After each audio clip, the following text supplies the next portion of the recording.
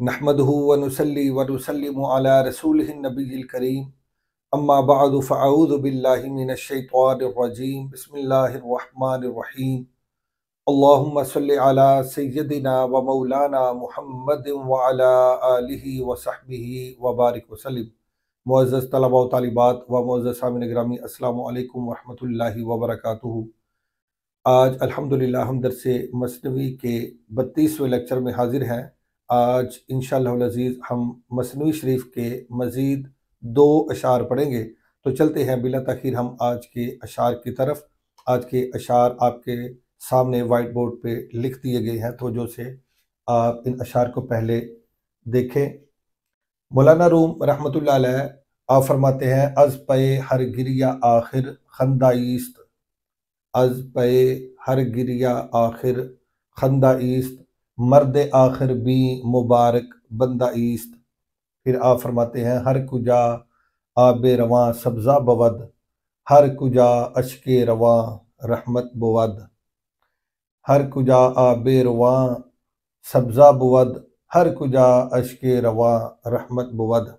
تو توجہ سے آپ نے اسکرین کے اوپر یہ آپ نے آج کے اشعار دیکھ لیے۔ پہلے ہم پہلے شعر کا لفظی ترجمہ اور اس کے ساتھ با محاورہ ترجمہ کریں گے اور اس شعر کو سمجھیں گے۔ مولانا روم رحمۃ اللہ علیہ آپ فرماتے ہیں از پے ہر گریہ۔ از پے کا معنی ہوتا ہے کے لیے، از پے کے لیے یا کے واسطے۔ ہر گریہ، ہر گریہ، گریہ کا معنی ہے رونا، بکا کرنا۔ از پے ہر گریہ، ہر رونے اور بکا کے لیے، آخر، آخر کا معنی انجام، یعنی ہر گریہ کے لیے انجام یا اس کا اخیر، ہر گریہ کا اخیر یا ہر گریہ کا انجام، ہر گریہ و بکا کا انجام خندہ ایست۔ خندہ ایست کا معنی خوش ہونا، خوش ہونا، مسرور ہونا یا راحت حاصل ہونا، راحت مل جانا۔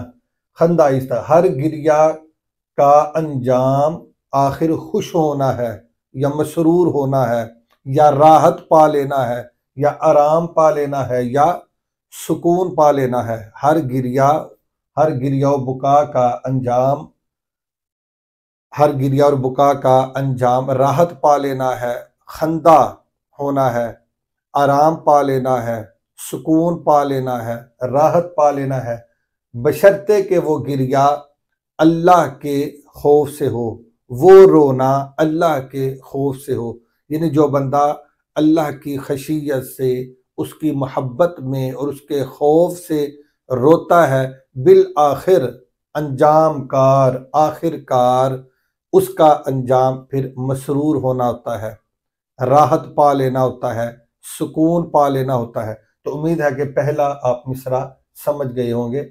از پے ہر گریہ، ہر گریہ کا انجام، ہر رونا، رونے کا انجام بشرطے کہ وہ رونا اللہ کے خوف سے ہو، اللہ کی خشیت سے ہو، اللہ کی محبت میں ہو، تو پھر اس کا انجام خندہ است، خندہ ہے، سکون پا لینا ہے، راحت پا لینا ہے، اللہ کی نعمتیں پا لینا ہے۔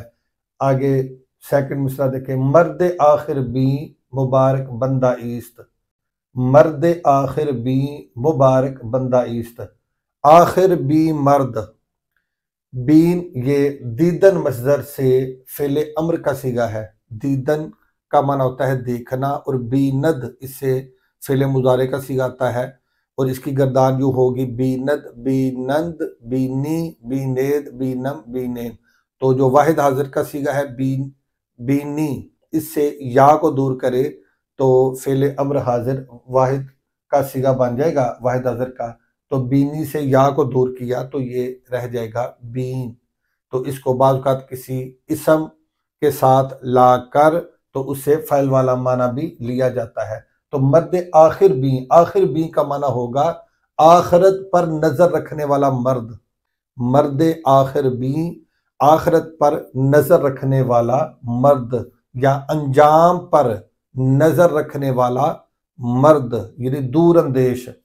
مرد آخر بھی آخرت پر انجام پر نظر رکھنے والا مرد مبارک، وہ مبارک ہے۔ یعنی جو بندہ آخرت پر نظر رکھتا ہے، اپنے انجام پر نظر رکھتا ہے، وہی بندہ مبارک ہے۔ مبارک بندہ ایست، وہ بندہ مبارک ہے۔ بندہ ایست، وہ بندہ مبارک ہے، اس کا معنی ہے مرد آخر بھی مبارک بندہ ایست۔ مرد آخر بھی مرد، یعنی انجام پر نظر رکھنے والا مرد مبارک بندہ ایست، وہی بندہ مبارک ہے، یعنی خوش نصیب ہے۔ وہی بندہ خوش نصیب ہے جو اپنی آخرت پر اور اپنے انجام پر نظر رکھتا ہے، وہ پھر اپنے معاملات کو، اپنے احوال کو درست کر لیتا ہے۔ اس لیے فرمایا کہ وہی بندہ مبارک ہے جو اپنے انجام پر نظر رکھے، جو اپنے انجام پر نظر رکھے کہ اس کا انجام کیا ہے۔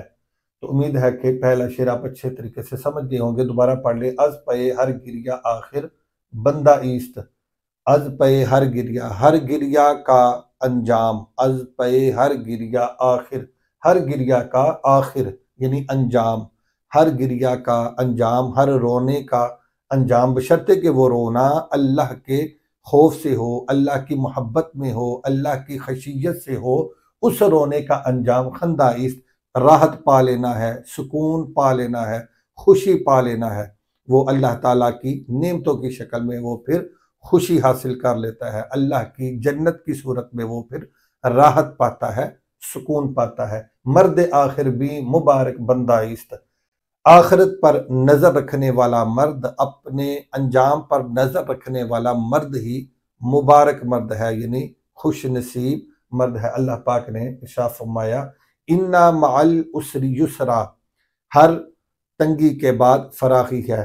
تو اسی طرف مولانا روم رحمۃ اللہ علیہ آپ نے اشارہ فرمایا کہ از پہ ہر گریا آخر بندہ ایست، یعنی ہر تنگی کے بعد، تو رونا یہ ایک تنگی کی علامت ہے، تو ہر تنگی کے بعد آسانی ہے، پھر کیا ہوتا ہے خندہ ایست، پھر وہ آسانی پا لیتا ہے، یعنی راحت پا لیتا ہے، سکون پا لیتا ہے، خوشی پا لیتا ہے، اللہ کی رضا اور اللہ کا قرب پا لیتا ہے، بشرطے کہ وہ رونا اللہ کے خوف سے ہو، اللہ کی محبت سے ہو، اللہ کی محبت میں ہو اور اللہ پاک کی خشیت سے ہو وہ رونا، تو وہی بندہ مبارک بندہ ہے جو بندہ آخرت پر یا اپنے انجام پر نظر رکھنے والا ہوتا ہے۔ تو امید ہے کہ پہلا شعر آپ سمجھ گئے ہوں گے۔ چلتے ہیں آج کے دوسرے اور آخری شعر کی طرف۔ مولانا روم رحمۃ اللہ علیہ فرماتے ہیں ہر کجا آب رواں سبزہ بود، ہر کجا اشک رواں رحمت بود۔ آپ فرماتے ہیں کہ ہر کجا کا معنی جس جگہ، ہر کجا یعنی جس جگہ، آب رواں کا معنی جاری، آب کا معنی پانی، آب رواں جاری پانی ہو، یعنی جہاں بھی پانی جاری ہوتا ہے، سبزہ بود تو وہاں سبزہ ہوتا ہے، جہاں بھی پانی جاری ہوتا ہے وہاں سبزہ ہوتا ہے، یعنی مراد کہ وہاں سبزہ اگاتا ہے، جہاں بھی پانی جاری ہو، پانی چلتا ہو، وہاں سبزہ اگاتا ہے۔ اسی طرح فرماتا ہے ہر کجا اشک رواں، اور جس جگہ بھی اشک رواں ہوں یعنی آنسو بہتے ہوں، وہ آنسو اللہ کی محبت سے بہتے ہوں، اللہ کے خوف سے بہتے ہوں، اللہ پاک کی خشیت سے بہتے ہوں، اس کی محبت میں بہتے ہوں، ہر کجا اشک رواں، جہاں بھی اشک رواں ہوں، آنسو بہتے ہوں، رحمت بود تو وہاں اللہ تعالیٰ کی رحمت کا باغ لہلہانے لگتا ہے، وہاں اللہ پاک کی رحمت کا باغ لہلہانے لگتا ہے۔ ہر کجا اشک رواں، جہاں بھی آنسو جاری ہوں، رحمت بود تو وہیں اللہ کی رحمت کا نزول ہوتا ہے، وہیں اللہ تعالیٰ کی رحمت برستی ہے، یعنی جو آنکھ اللہ کے خوف سے، اللہ کی خشیت سے رونے والی ہو، اللہ کی محبت میں رونے والی ہو، تو وہاں اللہ تعالیٰ کی رحمت برستی ہے۔ ایک حدیث پاک کی طرف بھی اشارہ ہے، کریم آقا صلی اللہ علیہ وآلہ وسلم آپ نے ارشاد فرمایا کہ اللہ پاک کو دو قطرے بہت پسند ہیں، ایک آنسو کا وہ قطرہ جو اللہ کے خوف سے بہتا ہے، اور دوسرا خون کا وہ قطرہ جو اللہ کی محبت میں بہایا جائے۔ تو یہ دو قطرے اللہ تعالیٰ کو بہت پسند ہے۔ تو اس میں اسی حدیث پاک کی طرف اشارہ ہے۔